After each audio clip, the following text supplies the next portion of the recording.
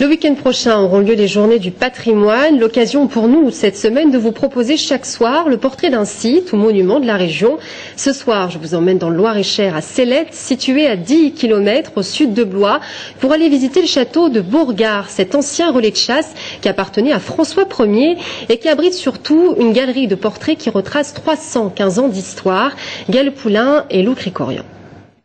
327 portraits, 327 visages de personnages illustres, depuis Philippe VI de Valois en 1328 à Louis XIII en 1643, en passant par Catherine de Médicis, Anne de Bretagne ou encore le cardinal Richelieu. Vous êtes ici dans la plus grande galerie des portraits de France. Elle a été aménagée en fait au XVIIe siècle par le propriétaire de l'époque qui s'appelle Paul Hardier. Paul Hardier qui va travailler pour plusieurs rois de France. Il est contrôleur du Trésor royal et qui va faire aménager ici à la fin de sa carrière une galerie de portraits. Puisqu'en fait quand il achète le château de Beauregard, il vient ici pour prendre sa retraite. Un retraité passionné d'histoire mais pas seulement de la couronne de France. Au château de Beauregard, Paul Hardier se place en visionnaire de l'Europe.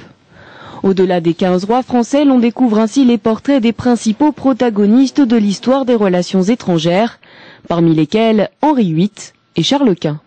On a 327 portraits, donc un nombre impair, mais à un près, on a autant d'étrangers que de Français. Donc c'est assez remarquable pour le XVIIe siècle de pouvoir présenter autant de personnalités extérieures au royaume de France, jusqu'à des sultans turcs par exemple. Donc on est vraiment sur une échelle européenne assez large, effectivement. Dans cette galerie de 26 mètres de long sur 6 mètres de large, ce sont ainsi plus de 3 siècles d'histoire qui vous sont comptés en images. Et à l'occasion des journées du patrimoine, des visites thématiques vous seront proposées. Une autre façon de découvrir et de comprendre les liens qui ont tissé l'Europe d'aujourd'hui.